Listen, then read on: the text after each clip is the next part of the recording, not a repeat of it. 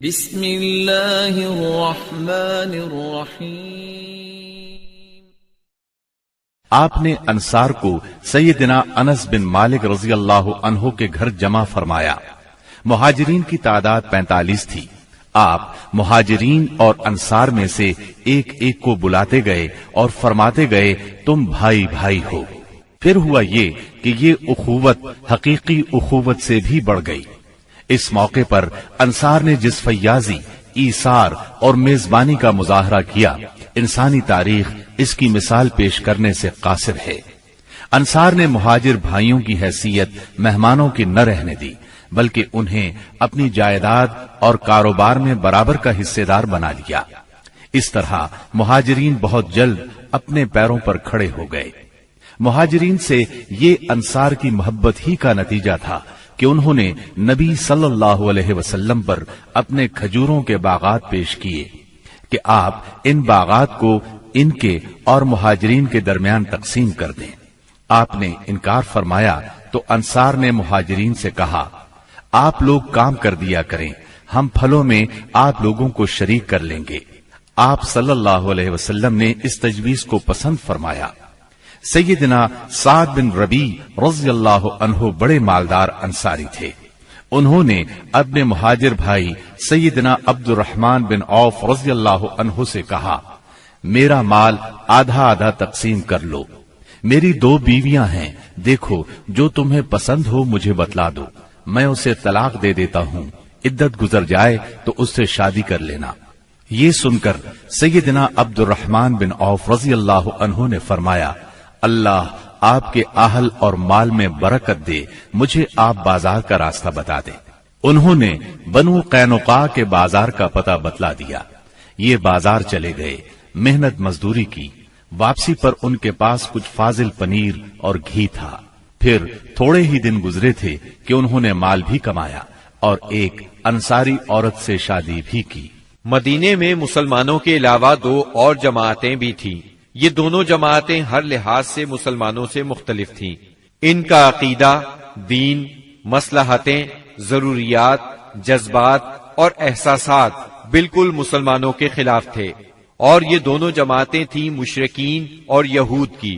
چنانچہ نبی اکرم صلی اللہ علیہ وسلم نے ایک عہد و پیمان مسلمانوں کے مابین کرایا اور ایک دوسرا عہد و پیمان مسلمانوں اور مشرکین نیز مسلمانوں اور یہود کے درمیان کرایا، اور اس بارے میں ایک تحریر بھی لکھی گئی جس کے خاص خاص نکات یہ ہیں۔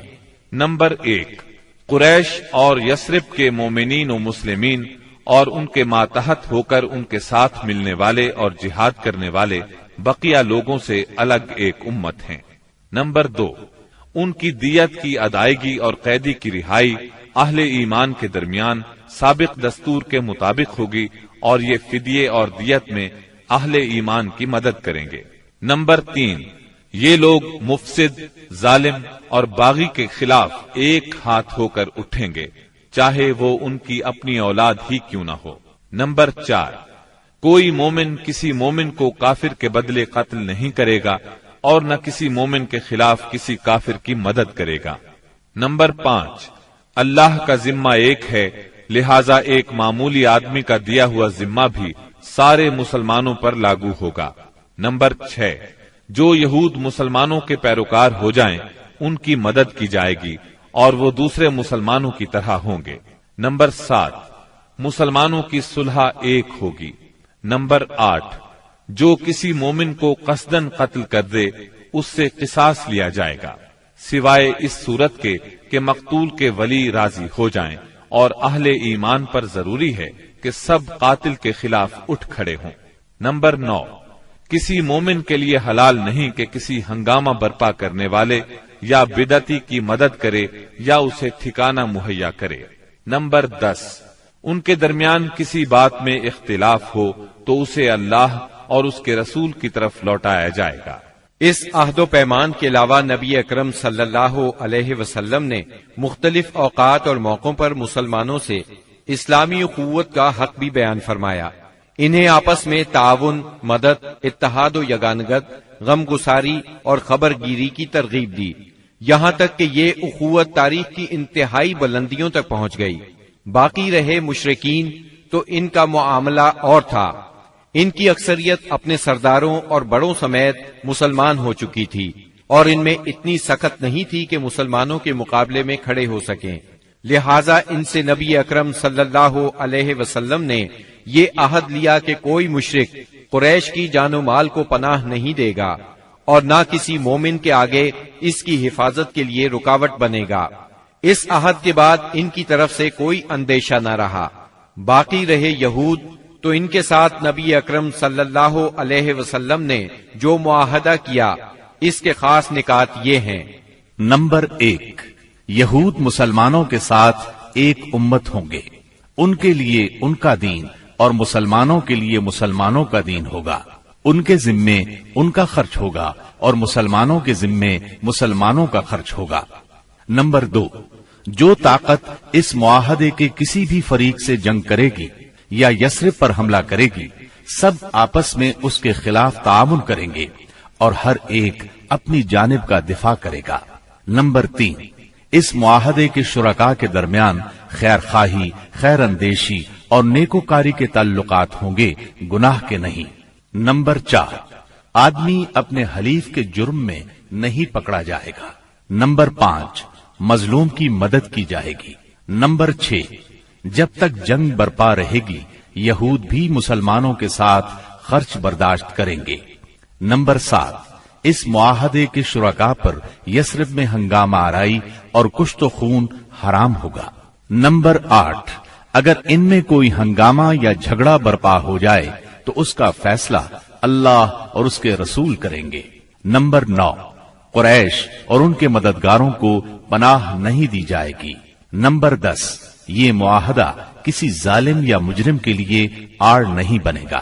اس معاہدے کی روح سے یثرب کے سارے باشندے مسلمان، مشرکین اور یہود ایک ہی وحدت کی لڑی میں پرو دیے گئے۔ مدینہ اور اس کے اطراف کو ملا کر ایک آزاد اور خود مختار حکومت قائم ہو گئی۔ اس میں مسلمانوں کا کلمہ نافذ تھا اور اس کے سربراہ محمد صلی اللہ علیہ وسلم تھے۔ اس دوران 1 اور 2 ہجری میں کئی اہم واقعات پیش آئے، ان میں سے کچھ اس طرح ہیں۔ اسی دوران میں قبلے کی تبدیلی کا حکم آیا۔ مکہ مکرمہ سے ہجرت کر کے مدینہ منورہ آنے کے بعد 16 یا 17 ماہ تک مسلمان بیت المقدس کی طرف رخ کر کے نماز پڑھتے رہے۔ اب حکم آیا کہ خانہ کعبہ یعنی مسجد الحرام کی طرف منہ کر کے نماز ادا کی جائے۔ اسی سال میں رمضان المبارک کے روزے رکھنے اور زکوٰۃ ادا کرنے کے احکام نازل ہوئے۔ پھر عیدین کی نماز اور صدقۃ الفطر کا حکم دیا گیا۔ اسی سال میں پہلی عید الفطر اور پہلی عید الاضحیٰ پڑھی گئی۔ اسی سال نبی کریم صلی اللہ علیہ وسلم نے اپنی پیاری بیٹی سیدہ فاطمہ رضی اللہ عنہا کی شادی سیدنا علی رضی اللہ عنہ سے کی۔ سب سے بڑھ کر یہ کہ اسی سال میں مسلمانوں پر حکم الہی سے جہاد فرض کیا گیا اور مسلمانوں کو اپنے دفاع کا حق دیا گیا۔ مکہ معظمہ میں صرف تبلیغ کا حکم تھا، اب اپنے تحفظ میں تلوار اٹھانے کا حکم آ گیا۔ چنانچہ سریوں اور غزوات کا آغاز ہوا۔ جن جنگوں میں آپ نے کسی صحابی کو امیر لشکر بنا کر بھیجا وہ سریہ کہلاتی ہے، اور جن جنگی مارکوں میں آپ خود امیر لشکر ہوئے وہ غزوہ کہلاتے ہیں۔ تاریخ اسلام میں غزوات کی تعداد 21 سے لے کر 27 تک بیان کی جاتی ہے، جبکہ سریوں کی تعداد اس سے کہیں زیادہ ہے۔ اس سال کے دوران کئی غزوات ہوئے، لیکن سب سے مشہور غزوہ بدر ہے۔ نبی کریم صلی اللہ علیہ وسلم جب ہجرت کر کے مدینہ منورہ پہنچے تو ان دنوں مدینے میں ایک نہایت دولت مند اور با اثر شخص عبداللہ بن ابی تھا۔ ہجرت سے پہلے انصار میں اس کا بہت اثر و رسوخ تھا۔ انصار اسے اپنا سردار بنانے والے تھے، بلکہ اس کی تاج پوشی کے لیے ایک تاج بنوا لیا گیا تھا۔ اسی دوران میں آپ صلی اللہ علیہ وسلم ہجرت کر کے مدینہ پہنچے اور انصار کے دونوں قبائل نے آپ کے ہاتھ پر بیعت کر لی، اور میثاق مدینہ کے ذریعے سے یہودیوں نے بھی آپ کی قیادت کو تسلیم کر لیا۔ اس سے عبداللہ بن ابی کی سرداری کے منصوبے دھرے کے دھرے رہ گئے۔ اس بنا پر اس نے آپ کی مخالفت پر کمر باندھ دی ادھر مشرکین مکہ جو اسلام، مسلمانوں اور رسول اللہ صلی اللہ علیہ وسلم کی دشمنی میں جل بھن رہے تھے، انہوں نے عبداللہ بن ابی کو ایک دھمکی آمیز خط تحریر کیا۔ اس خط میں انہوں نے 2 ٹوک الفاظ میں لکھا: آپ لوگوں نے ہمارے صاحب کو پناہ دے رکھی ہے، اس لیے ہم اللہ کی قسم کھا کر کہتے ہیں یا تو آپ لوگ اس سے لڑائی کریں یا اسے نکال دیں، یا پھر ہم اپنی پوری جمعیت کے ساتھ آپ لوگوں پر چڑھائی کر کے آپ کے سارے جنگجوؤں کو قتل کر دیں گے اور آپ کی عورتوں کی حرمت پامال کر دیں گے۔ جب یہ خط عبداللہ بن ابی اور اس کے ساتھیوں کو ملا تو وہ رسول اللہ صلی اللہ علیہ وسلم سے جنگ کے لیے تیار ہو گئے۔ نبی اکرم صلی اللہ علیہ وسلم کو اس کی خبر ہوئی تو آپ ان کے پاس تشریف لے گئے اور فرمایا: قریش کی دھمکی تم لوگوں پر بہت گہرا اثر کر گئی ہے، تم خود اپنے آپ کو جتنا نقصان پہنچا دینا چاہتے ہو قریش تمہیں اس سے زیادہ نقصان نہیں پہنچا سکتے، تم اپنے بیٹوں اور بھائیوں سے خود ہی لڑنا چاہتے ہو۔ نبی اکرم صلی اللہ علیہ وسلم کی یہ بات سن کر لوگ بکھر گئے۔ اس وقت تو عبداللہ بن ابی جنگ کے ارادے سے باز آ گیا، کیونکہ اس کے ساتھی ڈھیلے پڑ گئے تھے یا بات ان کی سمجھ میں آ گئی تھی، لیکن حقیقت میں قریش کے ساتھ اس کے تعلقات خفیہ طور پر قائم رہے، کیونکہ مسلمانوں اور مشرکین کے درمیان شر اور فساد کا کوئی موقع وہ ہاتھ سے جانے نہیں دینا چاہتا تھا۔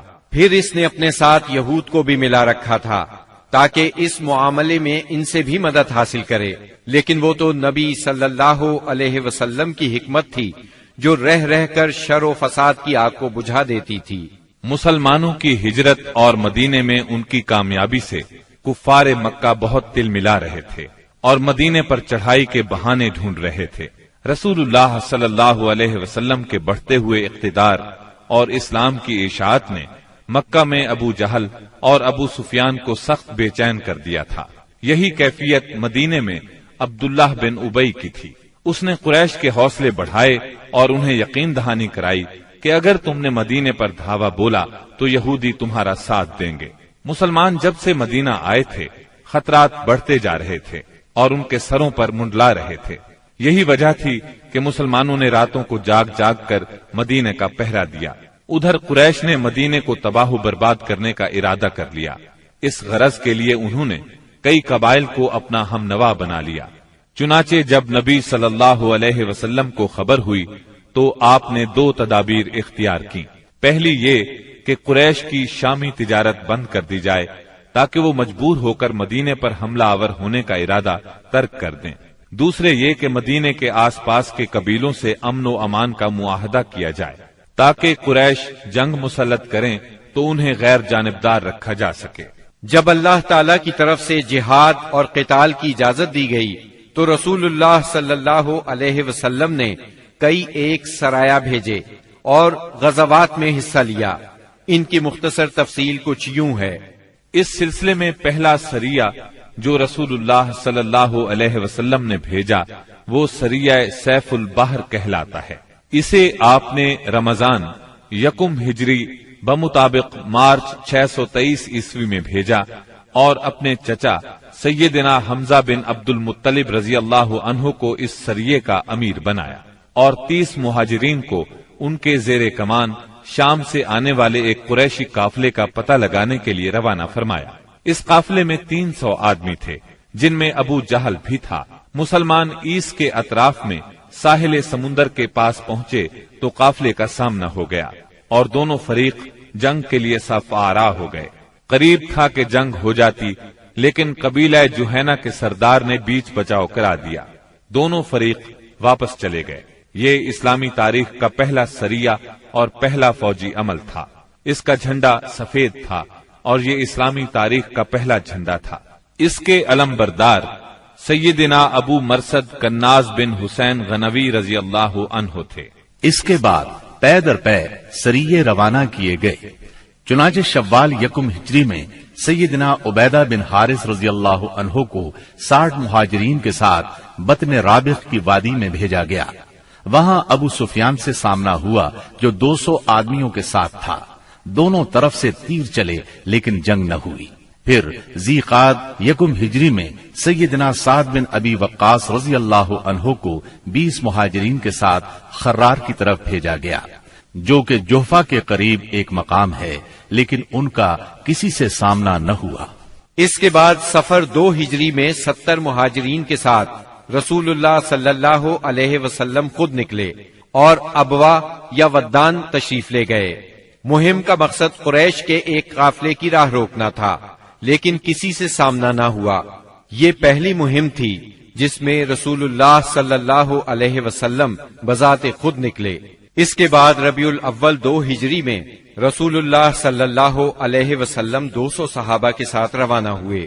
مقصود قریش کا قافلہ تھا، جس میں امیہ بن خلف سمیت قریش کے 100 آدمی اور 2500 اونٹ تھے۔ آپ رضوہ کے اطراف میں مقام بوات تک تشریف لے گئے، لیکن کسی سے سامنا نہ ہوا۔ اسی مہینے میں کرز بن جابر فہری نے مشرکین کی ایک مختصر سی فوج کے ساتھ مدینہ کی چراگاہ پر چھاپا مارا اور کچھ مویشی ہانک کر لے گیا۔ رسول اللہ صلی اللہ علیہ وسلم نے 70 صحابہ کے ہمراہ اس کا تعاقب کیا اور بدر کے اطراف میں واقع وادی صفوان تک تشریف لے گئے، لیکن کرز نکل بھاگا۔ اسی واقعے کو بعض لوگ غزوہ بدر اولا بھی کہتے ہیں۔ اس کے بعد آپ جمادی الاولا یا جمادی الاخری 2 ہجری میں 150 یا 200 مہاجرین کے ساتھ ذوالعشیرہ تک تشریف لے گئے۔ مقصود قریش کے ایک قافلے کو روکنا تھا جو ملک شام جا رہا تھا، لیکن آپ کے پہنچنے سے پہلے وہ جا چکا تھا۔ اس سفر میں آپ نے بنو مدلج اور ان کے حلیف بنو زمرہ سے جنگ نہ کرنے کا معاہدہ کیا۔ پھر رجب 2 ہجری میں نبی اکرم صلی اللہ علیہ وسلم نے سیدنا عبداللہ بن جہش اسدی رضی اللہ عنہ کو 12 مہاجرین کے ساتھ مکہ اور طائف کے درمیان ایک مقام نخلہ کی طرف روانہ کیا۔ مقصد یہ تھا کہ وہ قریش کے ایک قافلے کی خبر لائیں، مگر ان لوگوں نے قافلے پر حملہ کر کے عمر بن حضرمی کو قتل اور عبداللہ بن مغیرہ کے بیٹے عثمان اور مغیرہ کے غلام حکیم بن کیسان کو قید کر لیا اور قافلے کو ہانک لائے۔ ان کے ایسا کرنے پر آپ ان سے ناراض ہوئے، چنانچہ قیدیوں کو چھوڑ دیا گیا اور مقتول کا خون بہا ادا کیا گیا۔ یہ واقعہ رجب کی آخری تاریخ کو پیش آیا تھا، اس لیے مشرکین نے شور مچایا کہ مسلمانوں نے حرام مہینے کی حرمت پامال کر ڈالی۔ اس پر سورہ بقرہ کی آیت 217 نازل ہوئی۔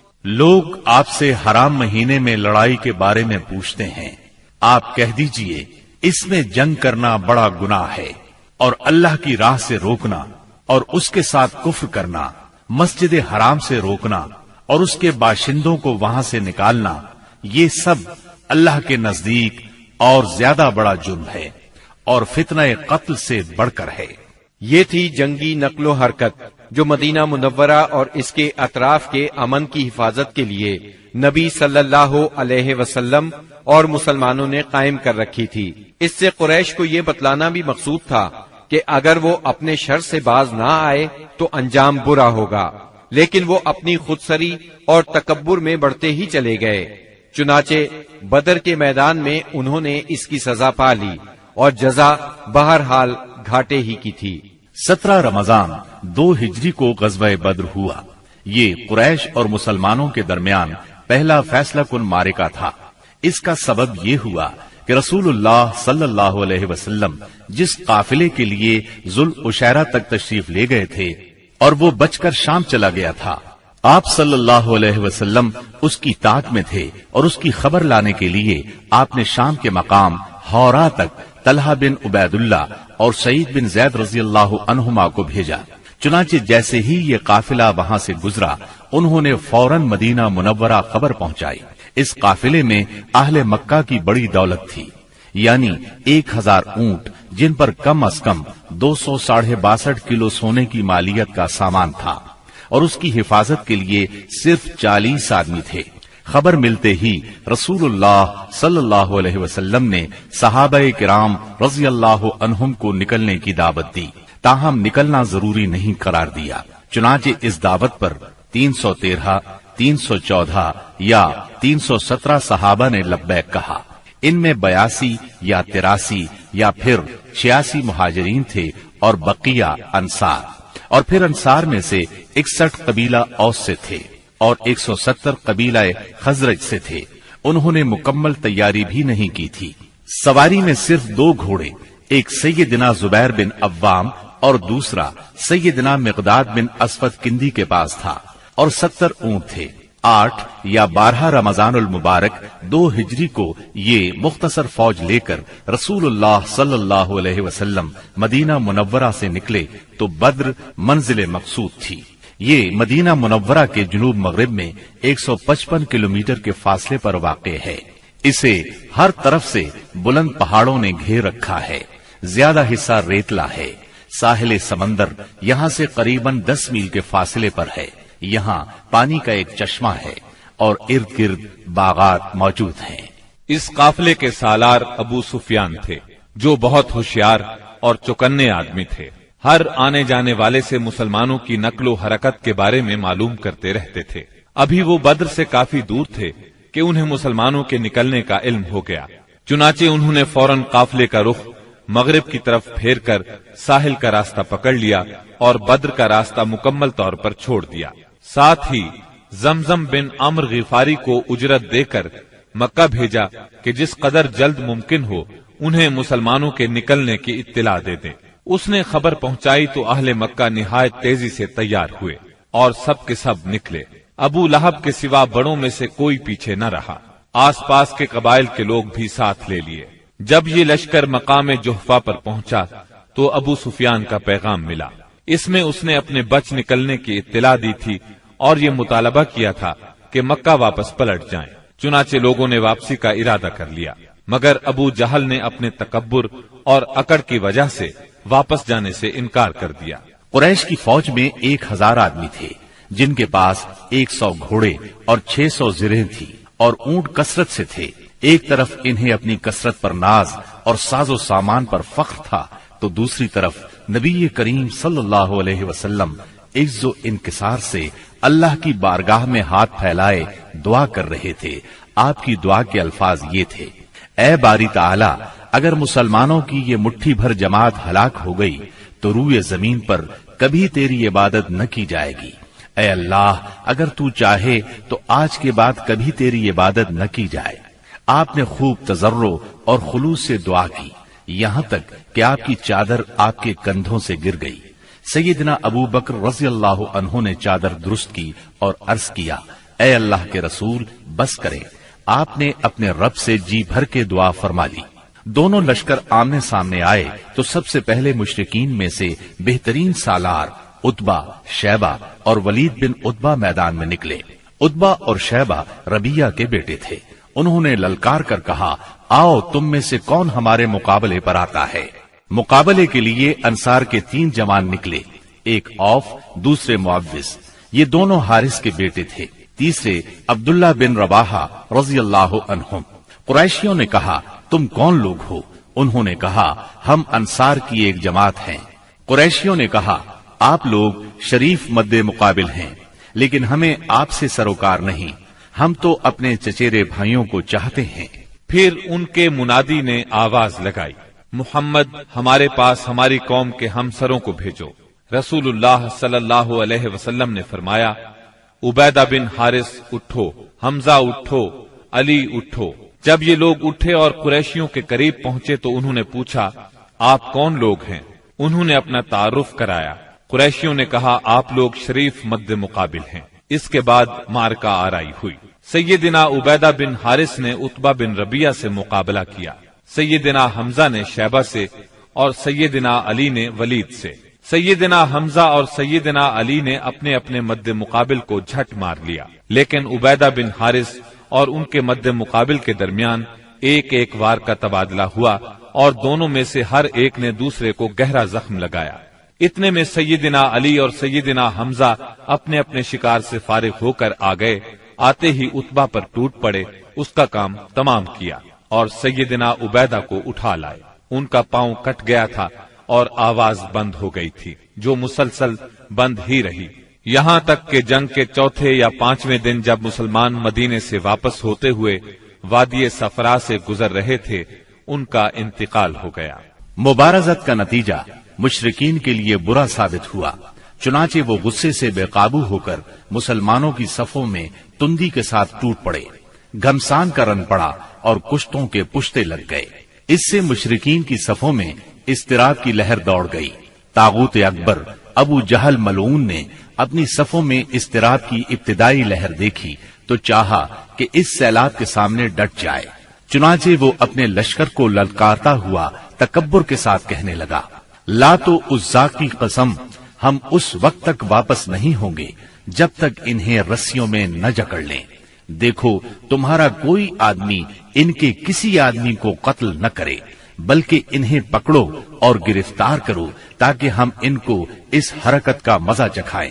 लेकिन उसे इस गुरूर की हकीकत का बहुत जल्द पता लग गया, क्योंकि चंद ही लम्हे बाद मुसलमानों के हमले की तुंदी के सामने मुशरिकीन की सफें फटना शुरू हो गईं। अलबत्ता अबू जहल अब भी अपने गिर्द मुशरिकीन का एक गौल लिए जमा हुआ था। इस गौल ने अबू जहल के चारों तरफ तलवारों की बाढ़ और नेजों का एक जंगल कायम कर रखा था। लेकिन गैरतमंद मुसलमानों के इस्लामी हुजूम की आंधी ने उस बाढ़ को भी बिखेर दिया और उस जंगल को भी उखेड़ दिया। इसके बाद ये तागूत अकबर दिखाई पड़ा। मुसलमानों ने देखा कि वो एक घोड़े पर चक्कर काट रहा है। इधर उसकी मौत 2 अंसारी जवानों के हाथों उसका खून चूसने की मुंतजिर थी। तागूत अकबर अबू जहल के कत्ल का इबरतनाक वाकया बयान करते हुए अब्दुर्रहमान बिन औफ रजी अल्लाह अन्हु फरमाते हैं कि मैं जंग बद्र के रोज सफ के अंदर था कि अचानक मुड़ा तो क्या देखता हूँ कि दाएं बाएं 2 नौ उम्र जवान हैं। गोया उनकी मौजूदगी से मैं हैरान हो गया कि इतने में एक ने अपने साथी से छुपाकर मुझसे कहा, चचा जान, मुझे अबू जहल को दिखला दीजिए। मैंने कहा, भतीजे तुम उसे क्या करोगे? उसने कहा, मुझे बताया गया है कि वो रसूलुल्लाह सल्लल्लाहु अलैहि वसल्लम को गाली देता है। उस जात की कसम जिसके हाथ में मेरी जान है, अगर मैंने उसको देख लिया तो मेरा वजूद उसके वजूद से अलग न होगा, यहाँ तक कि हम में से जिसकी मौत पहले लिखी है वो मर जाए। वो कहते हैं, मुझे इस पर ताज्जुब हुआ। इतने में दूसरे 9 उम्र नौजवान ने मुझे इशारे से मुतवज्जह करके यही बात कही।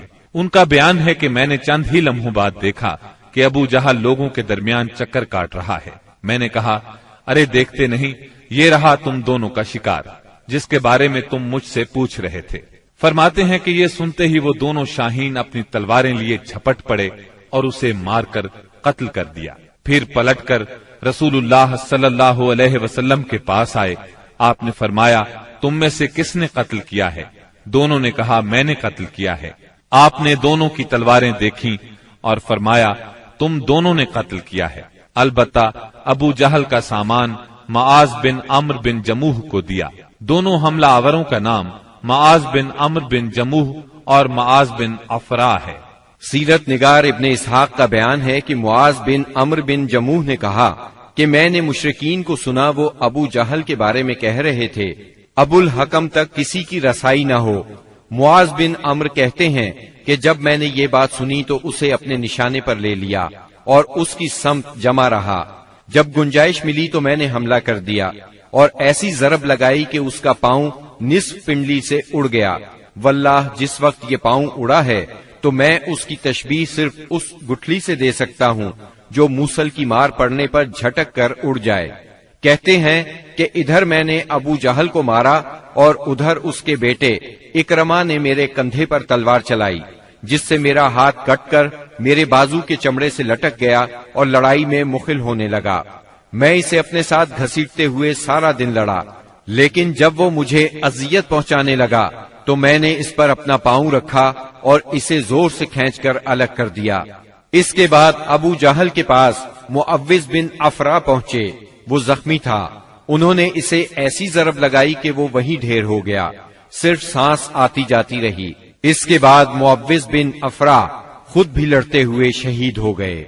जब मारिका खत्म हो गया तो रसूलुल्लाह सल्लल्लाहु अलैहि वसल्लम ने फरमाया, कौन है जो देखे कि अबू जहल का अंजाम क्या हुआ? इस पर सहाबाए किराम उसकी तलाश में बिखर गए।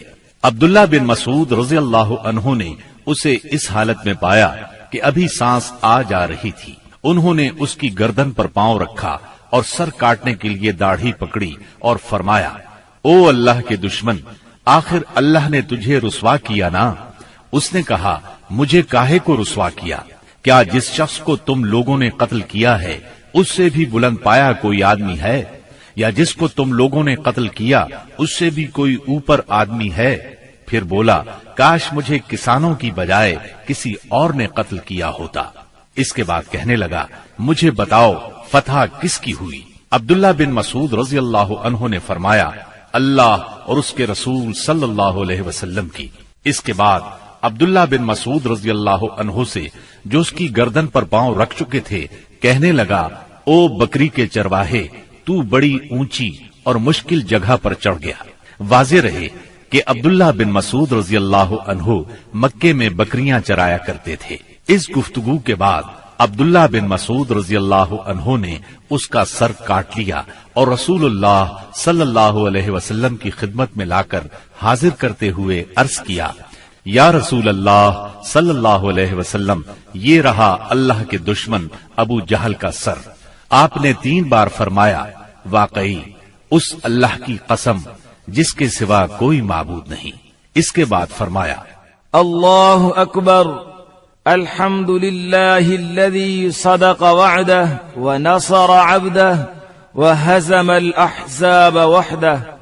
اللہ اکبر، تمام حمد اللہ کے لیے ہے جس نے اپنا وعدہ سچ کر دکھایا، اپنے بندے کی مدد فرمائی اور تنہا سارے گروہوں کو شکست دی۔ پھر فرمایا، چلو مجھے اس کی لاش دکھاؤ۔ جب آپ صلی اللہ علیہ وسلم کو لاش دکھائی گئی تو آپ نے فرمایا، یہ اس امت کا فرعون ہے۔ معاذ بن عمرو اور معوذ بن افرا کے ایمان افروز کارناموں کا ذکر ہو چکا ہے۔ حقیقت یہ ہے کہ اس معرکے میں قدم قدم پر ایمان کے ایسے تابناک نقوش پیش آئے جن میں عقیدت کی قوت اور اصول کی پختگی نمایاں اور جلوہ گر تھی۔ اس معرکے میں باپ اور بیٹے میں، بھائی اور بھائی میں صف آرائی ہوئی، اصولوں کے اختلاف پر تلواریں بے نیام ہوئیں اور مظلوم و مقہور نے ظالم و قاہر سے ٹکرا کر اپنے غصے کی آگ بجھائی۔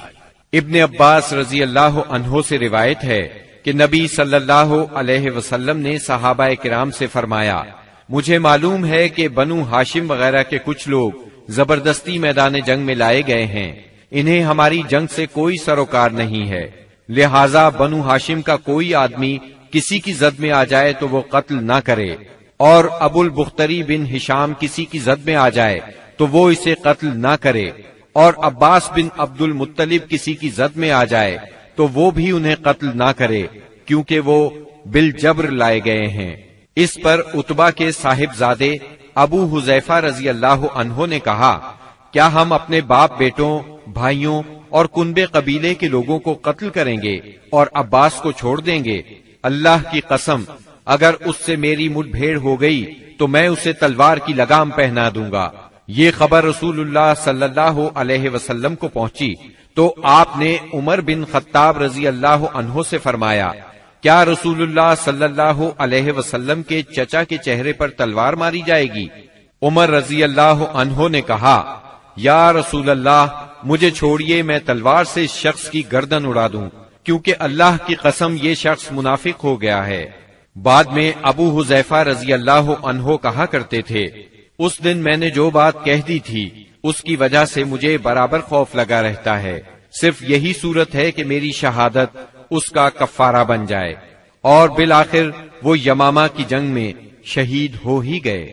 ابو البختری کو قتل کرنے سے اس لیے منع کیا گیا تھا کہ مکے میں یہ شخص سب سے زیادہ رسول اللہ صلی اللہ علیہ وسلم کی ایذا رسانی سے اپنا ہاتھ روکے ہوئے تھا، آپ کو کسی قسم کی تکلیف نہ پہنچاتا تھا اور نہ اس کی طرف سے کوئی ناگوار بات سننے میں آتی تھی، اور یہ ان لوگوں میں سے تھا جنہوں نے بنی ہاشم اور بنی مطلب کے بائیکاٹ کا صحیفہ چاک کیا تھا۔ لیکن ان سب کے باوجود ابو البختری کو قتل کر دیا گیا۔ ہوا یہ کہ مجزر بن زیاد سے اس کی مد بھیڑ ہو گئی، اس کے ساتھ اس کا ایک اور ساتھی بھی تھا، دونوں ساتھ ساتھ لڑ رہے تھے۔ مجزر نے کہا، ابو البختری، رسول اللہ صلی اللہ علیہ وسلم نے ہمیں آپ کو قتل کرنے سے منع کیا ہے۔ اس نے کہا اور میرا ساتھی؟ مجزر نے کہا نہیں واللہ ہم آپ کے ساتھی کو نہیں چھوڑ سکتے۔ اس نے کہا اللہ کی قسم تب میں اور وہ دونوں مریں گے۔ اس کے بعد دونوں نے لڑائی شروع کر دی۔ مجزر نے مجبوراً اسے بھی قتل کر دیا۔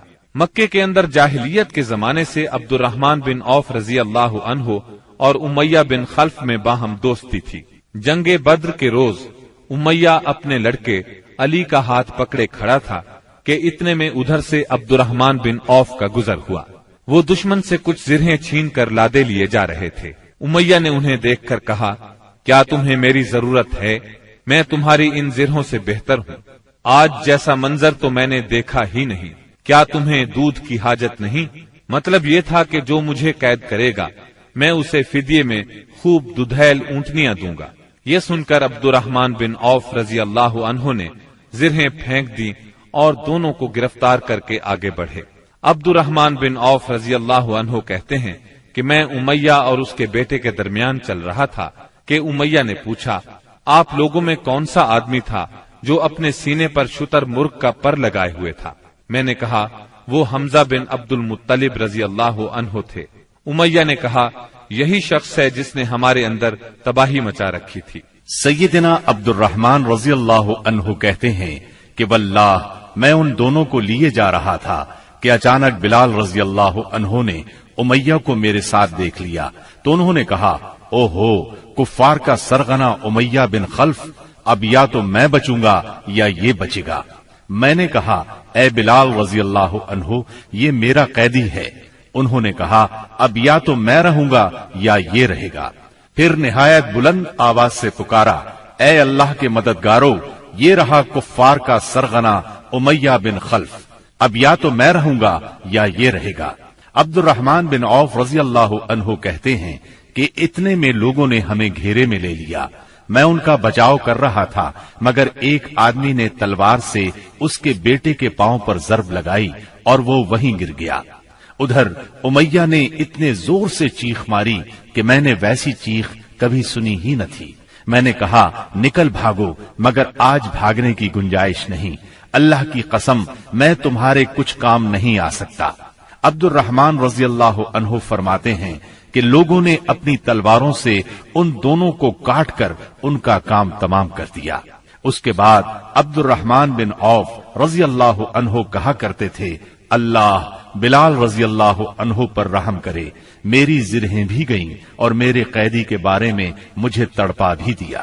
سیدنا عمر بن خطاب رضی اللہ عنہ نے اپنے ماموں عاص بن ہشام بن مغیرہ کو قتل کیا۔ سیدنا ابو بکر صدیق رضی اللہ عنہ نے اپنے بیٹے عبد الرحمن کو جو اس وقت مشرکین کے ہمراہ تھے پکار کر کہا او خبیث میرا مال کہاں ہے؟ عبد الرحمن نے جواب میں ایک شعر کہا جس کا ترجمہ یوں ہے ہتھیار تیز رو گھوڑے اور اس تلوار کے سوا کچھ باقی نہیں جو بڑھاپے کی گمراہی کا خاتمہ کرتی ہے۔ جس وقت مسلمانوں نے مشرکین کی گرفتاری شروع کی رسول اللہ صلی اللہ علیہ وسلم چھپر میں تشریف فرما تھے اور سعد بن معاذ رضی اللہ عنہ تلوار حمائل کیے دروازے پر پہرا دے رہے تھے۔ رسول اللہ صلی اللہ علیہ وسلم نے دیکھا کہ سعد رضی اللہ عنہ کے چہرے پر لوگوں کی اس حرکت کا ناگوار اثر پڑ رہا ہے۔ آپ نے فرمایا اے سعد ایسا محسوس ہوتا ہے کہ تم کو مسلمانوں کا یہ کام ناگوار ہے۔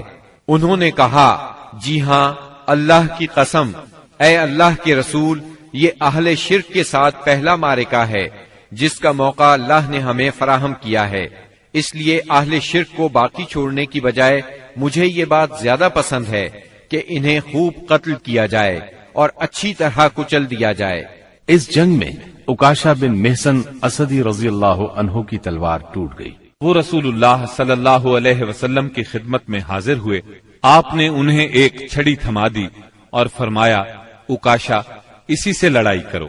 عکاشہ نے اسے رسول اللہ صلی اللہ علیہ وسلم سے لے کر ہلایا تو وہ ایک لمبی مضبوط اور چمچم کرتی ہوئی سفید تلوار میں تبدیل ہو گئی۔ پھر انہوں نے اسی سے لڑائی کی یہاں تک کہ اللہ نے مسلمانوں کو فتح نصیب فرمائی۔ اس تلوار کا نام اون یعنی مدد رکھا گیا تھا۔ یہ تلوار مستقلاً عکاشہ رضی اللہ عنہ کے پاس رہی اور وہ اسی کو لڑائیوں میں استعمال کرتے رہے، یہاں تک کہ دور صدیقی میں مرتدین کے خلاف جنگ کرتے ہوئے شہید ہو گئے۔ اس وقت بھی یہ تلوار ان کے پاس ہی تھی۔ خاتمہ جنگ کے بعد مصعب بن عمیر ابدری رضی اللہ عنہ اپنے بھائی ابو عزیز عمیر ابدری کے پاس سے گزرے۔ ابو عزیز نے مسلمانوں کے خلاف جنگ لڑی تھی اور اس وقت ایک انصاری صحابی اس کا ہاتھ باندھ رہے تھے۔ مصعب نے اس انصاری سے کہا، اس شخص کے ذریعے اپنے ہاتھ مضبوط کرنا، اس کی ماں بڑی مالدار ہے، وہ غالباً تمہیں اچھا فدیہ دے گی۔ اس پر ابو عزیز نے اپنے بھائی مصعب رضی اللہ عنہ سے کہا، کیا میرے بارے میں تمہاری یہی وصیت ہے؟ مصعب رضی اللہ عنہ نے فرمایا، ہاں، تمہاری بجائے یہ انصاری میرا بھائی ہے۔ جب مشرکین کی لاشوں کو کنویں میں ڈالنے کا حکم دیا گیا اور عتبہ بن ربیعہ کو کنویں کی طرف گھسیٹ کر لے جایا جانے لگا تو رسول اللہ صلی اللہ علیہ وسلم نے اس کے صاحبزادے ابو حذیفہ رضی اللہ عنہ کے چہرے پر نظر ڈالی، دیکھا تو غمزدہ تھے، چہرہ بدلا ہوا تھا۔ آپ صلی اللہ علیہ وسلم نے فرمایا، ابو حذیفہ، غالباً اپنے والد کے سلسلے میں تمہارے دل کے اندر کچھ احساسات ہیں۔ انہوں نے کہا، نہیں واللہ یا رسول اللہ، میرے اندر میرے باپ کے بارے میں اور ان کے قتل کے بارے میں ذرا بھی لرزش نہیں، البتہ میں اپنے باپ کے متعلق جانتا تھا کہ ان میں سوجھ بوجھ ہے، دور اندیشی اور فضل و کمال ہے، اس لیے میں آس لگائے بیٹھا تھا کہ یہ خوبیاں انہیں اسلام تک پہنچا دیں گی، لیکن اب ان کا انجام دیکھ کر اور اپنی توقع کے خلاف کفر پر ان کا خاتمہ دیکھ کر مجھے افسوس ہے۔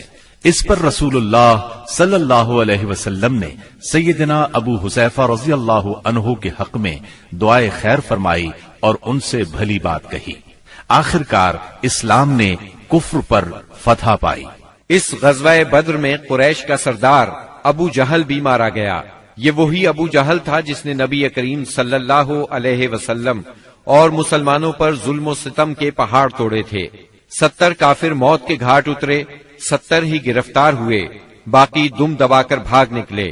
مسلمانوں میں صرف 14 شہید ہوئے، ان میں 6 مہاجر اور 8 انصاری تھے۔ اس جنگ نے اسلام کے دشمنوں کی طاقت کا جنازہ نکال دیا، ان کا بھرم کھل گیا اور ان کا غرور خاک میں مل گیا۔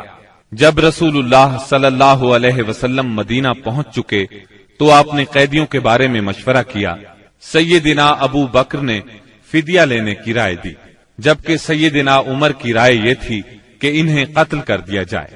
انہوں نے فرمایا، میرا قریبی میرے حوالے کریں اور میں اسے قتل کروں۔ عقیل بن ابی طالب سیدنا علی کے حوالے کریں، وہ اس کی گردن کو اڑائیں، یہاں تک کہ اللہ کو معلوم ہو جائے کہ ہمارے دلوں میں مشرکین کے لیے کوئی نرم گوشہ نہیں ہے، اور یہ حضرات مشرکین کے ائمہ اور قائدین ہیں۔ رسول اللہ صلی اللہ علیہ وسلم نے فدیہ لینا طے کیا۔ یہ فدیہ 4000 سے 3000 اور کم از کم 1000 درہم تک تھا، اور ان میں سے جو لکھنا پڑھنا جانتے تھے ان کا فدیہ یہ قرار دیا گیا کہ وہ 10 بچوں کو لکھنا پڑھنا سکھا دیں۔ غزوہ بدر میں قریش کے 70 آدمی مارے گئے، ان میں عتبہ اور ابو جہل جیسے رئیس شامل تھے۔ ابو جہل کے بعد قریش کا سردار ابو سفیان کو بنایا گیا، یہ بنو امیہ سے تھے۔ اس طرح بنو امیہ کے وقار میں اضافہ ہو گیا۔ جمادی الاولی 3 ہجری میں قریش نے اپنا ایک قافلہ عراق کے راستے ملک شام بھیجا۔ یہ راستہ نجد سے ہو کر شام جاتا تھا اور مدینے کے قریب سے نہیں گزرتا تھا۔ اس قافلے کی قیادت صفوان بن امیہ کر رہا تھا۔ رسول اللہ صلی اللہ علیہ وسلم کو اس کا علم ہو گیا۔ آپ نے سیدنا زید بن حارثہ رضی اللہ عنہ کی کمان میں 200 سواروں کا ایک دستہ بھیج دیا۔ قریش کا قافلہ نجد میں قردہ نامی ایک چشمے پر پڑاؤ ڈال رہا تھا کہ سیدنا زید رضی اللہ عنہ نے اس پر حملہ کر دیا۔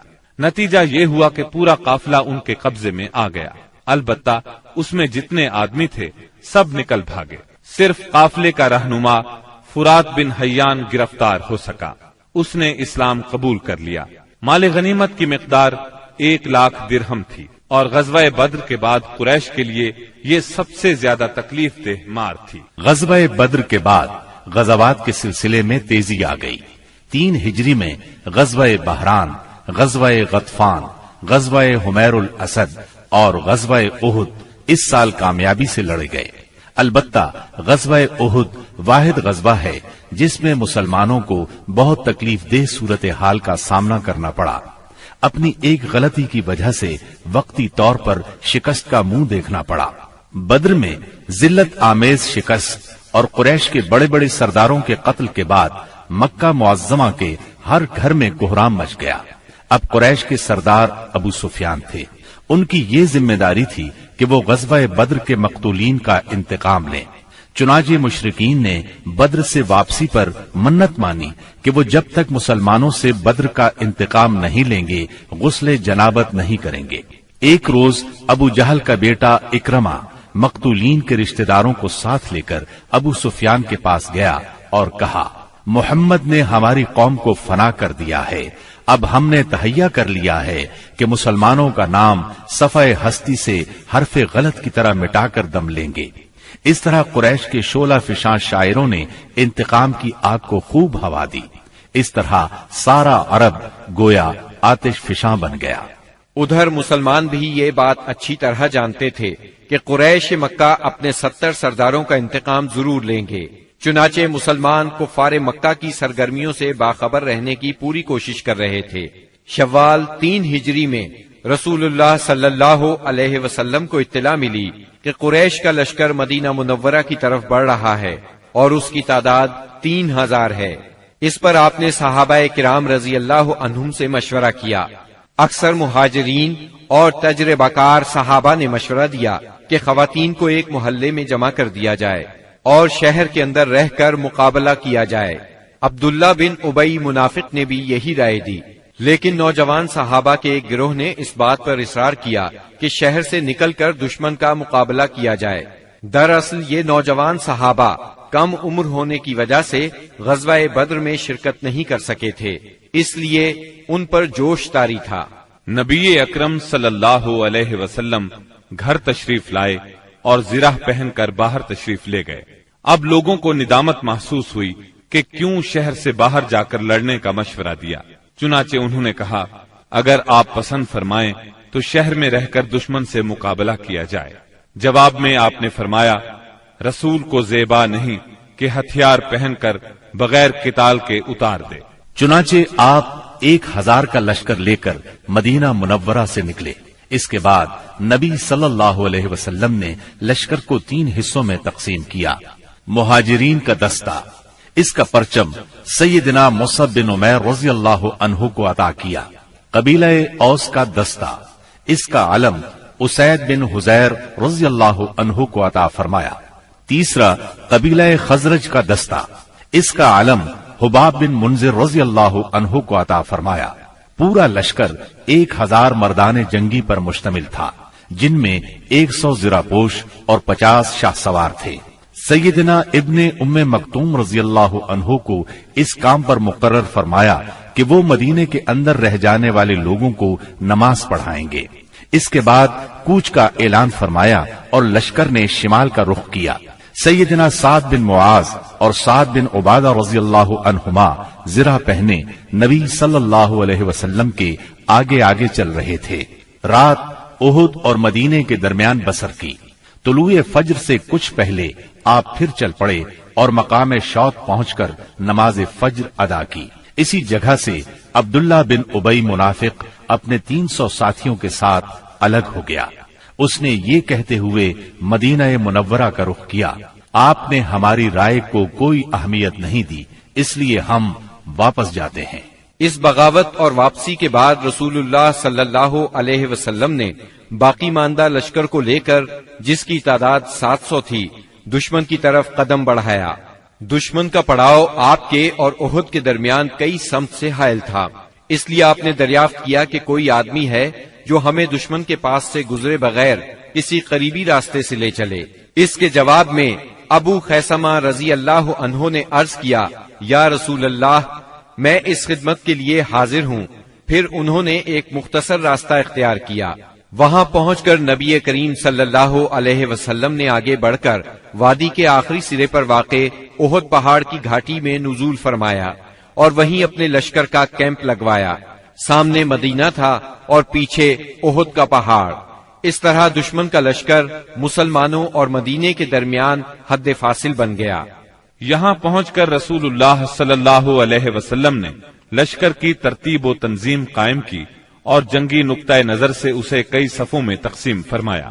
ان کی کمان سیدنا عبداللہ بن جبیر بن نعمان رضی اللہ عنہ کے سپرد کی اور انہیں وادی کنات کے جنوبی کنارے پر واقع ایک چھوٹی سی پہاڑی پر، جو اسلامی لشکر کے کیمپ سے کوئی 150 میٹر جنوب مشرق میں واقع ہے اور اب جبل رومات کے نام سے مشہور ہے، تعینات فرمایا اور انہیں ہدایات دیتے ہوئے فرمایا، اگر تم لوگ دیکھو کہ ہمیں پرندے اچک رہے ہیں تو بھی اپنی جگہ نہ چھوڑنا یہاں تک کہ میں بلا بھیجوں، اور اگر تم دیکھو کہ ہم نے قوم کو شکست دی ہے اور انہیں کچل دیا ہے تو بھی اپنی جگہ نہ چھوڑنا یہاں تک کہ میں بلا بھیجوں۔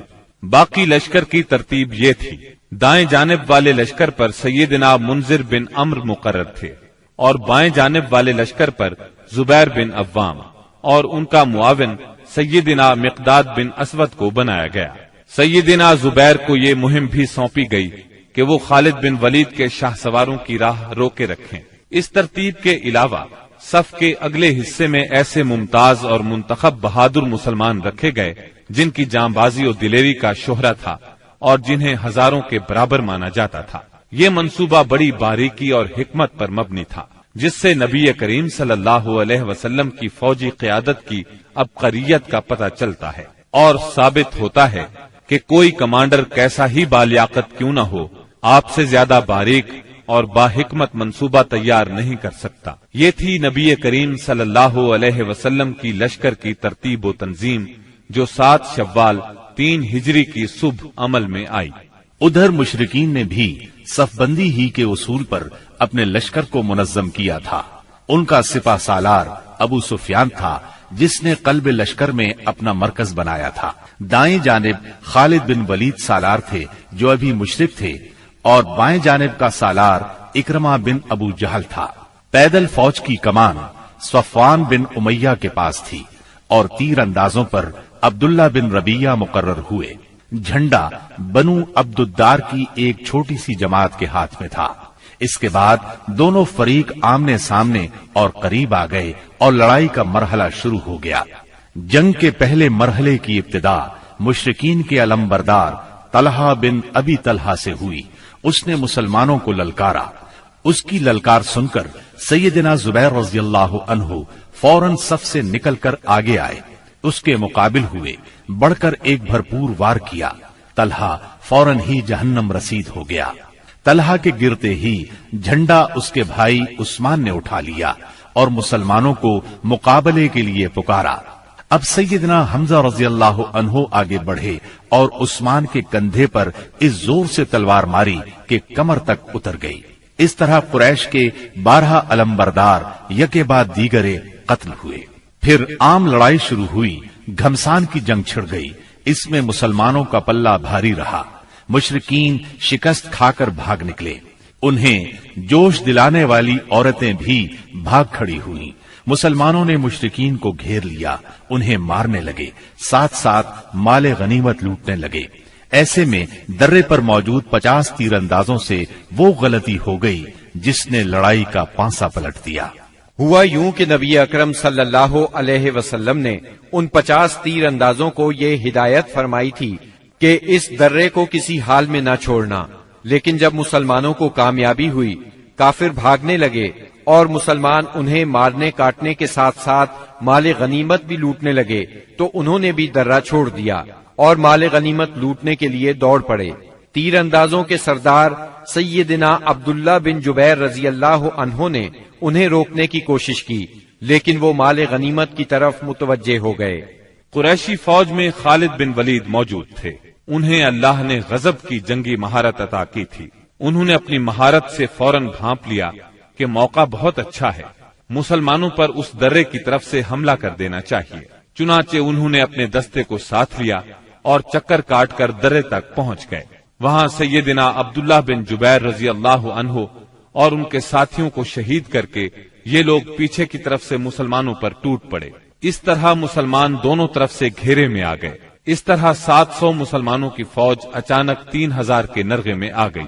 زبردست جنگ ہوئی، 70 صحابہ شہید ہو گئے، مسلمان منتشر ہو کر رہ گئے۔ اسلامی فوج کے علم بردار سیدنا مصعب بن عمیر رضی اللہ عنہ کی شکل و صورت رسول اللہ صلی اللہ علیہ وسلم سے بہت ملتی جلتی تھی۔ وہ شہید ہو گئے تو بعض لوگوں نے سمجھا رسول اللہ صلی اللہ علیہ وسلم شہید ہو گئے۔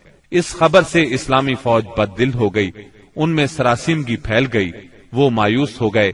بڑے بڑے بہادروں کی طاقت جواب دے گئی۔ کچھ دیر بعد اتفاق سے کعب بن مالک رضی اللہ عنہ نے رسول اللہ صلی اللہ علیہ وسلم کو دیکھ لیا۔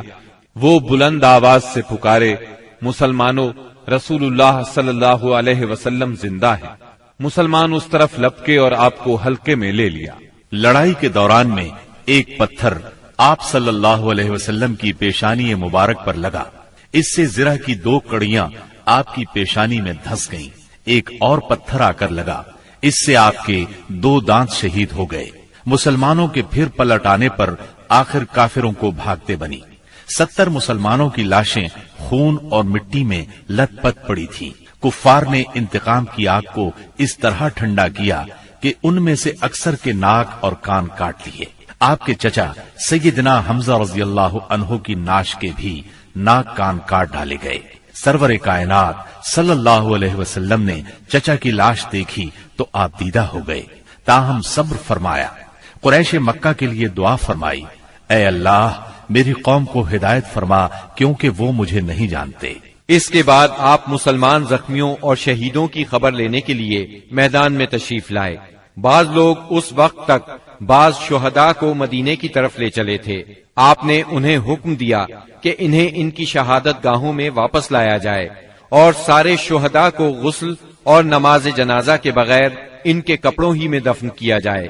آپ نے 2 اور 3 شہیدوں کو ایک ہی قبر میں دفن کیا، اور ایسا بھی ہوا کہ 2 شہیدوں کو ایک ہی کپڑے میں دفن کیا گیا۔ درمیان میں اسخر گھاس ڈال دی گئی۔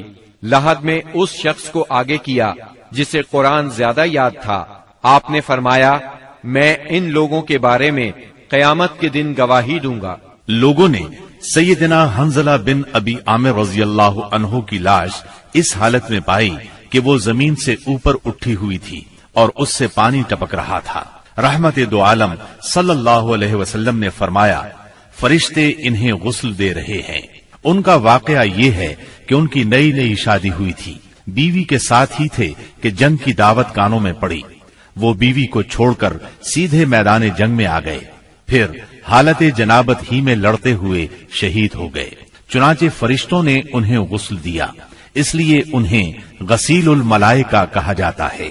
سیدنا حمزہ رضی اللہ عنہ کو اتنی چھوٹی چادر میں دفنا دیا گیا کہ اگر سر ڈھانکا جاتا تو پاؤں کھل جاتے تھے اور پاؤں ڈھانکے جاتے تو سر کھل جاتا تھا۔ چنانچہ پاؤں پر اذخر گھاس ڈال دی گئی۔ یہی صورتحال سیدنا مصعب بن عمیر رضی اللہ عنہ کے ساتھ پیش آئی۔ شہداء کے دفن اور ان کے لیے دعا کے بعد نبی اکرم صلی اللہ علیہ وسلم اور صحابہ کرام مدینے کی طرف چلے۔ راستے میں کچھ عورتیں ملی جن کے عزیز شہید ہوئے تھے۔ نبی صلی اللہ علیہ وسلم نے انہیں تسلی دی اور ان کے لیے دعا فرمائی۔ بنو دینار کی ایک خاتون آئی جن کے شوہر، بھائی اور باپ شہید ہو گئے تھے۔ جب انہیں ان کے عزیزوں کی شہادت کی خبر دی گئی تو بولی، رسول اللہ صلی اللہ علیہ وسلم کی کیا خبر ہے؟ انہیں بتایا گیا رسول اللہ صلی اللہ علیہ وسلم خیریت سے ہیں۔ وہ بولی، میں آپ کو دیکھنا چاہتی ہوں۔ لوگوں نے اشارے سے بتایا۔ جب ان کی نظر آپ پر پڑی تو بولی، کل مصیبت بعدک جلل، کہ آپ کے بعد ہر مصیبت ہیچ ہے۔ مدینے پہنچ کر مسلمانوں نے ہنگامی حالت میں رات گزاری۔ جسموں پر زخم ہی زخم تھے، تھکن سے بدن چور چور تھے اور غم و الم کی کیفیت طاری تھی۔ اس کے باوجود وہ مدینے کا پہرا دیتے رہے اور رسول اللہ صلی اللہ علیہ وسلم کی پہرے داری کرتے رہے۔ ادھر رسول اللہ صلی اللہ علیہ وسلم نے محسوس کیا کہ دشمن کی نقل و حرکت پر نظر رکھنا ضروری ہے تاکہ وہ مدینے کا رخ کریں تو ان سے کھلے میدان ہی میں دو دو ہاتھ کر لیے جائیں۔ چنانچہ صبح ہوئی تو آپ نے اعلان فرمایا دشمن سے مقابلے کے لیے چلنا ہے، اور صرف وہی آدمی جا سکتا ہے جو احد کی لڑائی میں شریک تھا۔ اس پر لوگوں نے کہا ہم نے بات سنی اور مانی۔ چنانچہ سب لوگ مدینہ منورہ سے روانہ ہوئے۔ آپ نے 8 میل دور حمراء الاسد کے مقام پر پہنچ کر پڑاؤ ڈالا۔ ادھر مشرکین نے مدینہ منورہ سے 36 میل دور مقام روحا پر پڑاؤ ڈالا اور مدینے پر دوبارہ چڑھائی کرنے کا مشورہ شروع کر دیا۔ انہیں افسوس اس بات کا تھا کہ انہوں نے ایک بہترین موقع کھو دیا۔ ایسے میں معبد بن ابی معبد خزائی آپ کی خدمت میں حاضر ہوا۔ یہ آپ کے خیر خواہوں میں سے تھا۔ حمراء الاسد میں آپ کے سامنے پہنچ کر اس نے احد کے واقعے پر تعزیت کی۔ آپ نے اس سے فرمایا تم جا کر ابو سفیان سے ملو اور اس کی حوصلہ شکنی کرو۔ معبد روحا پہنچا۔ اس وقت تک مشرکین مدینے کی طرف پلٹ پڑنے کا فیصلہ کر چکے تھے۔ معبد نے انہیں بری طرح ڈرایا، کہنے لگا محمد ایسی جمعیت لے کر نکلے ہیں کہ میں نے ایسی مثال پہلے نہیں دیکھی۔ وہ سب لوگ تمہارے خلاف غصے سے بھرے ہوئے ہیں، بھڑکے ہوئے ہیں۔ ان پر اس قدر جوش طاری ہے کہ میں نے ایسی مثال پہلے کبھی نہیں دیکھی۔ نیز میرا خیال ہے کہ تم کوچ کرنے سے پہلے پہلے اس لشکر کا ہراول دستہ اس ٹیلے کے پیچھے سے نمودار ہوتا ہوا دیکھ لوگے۔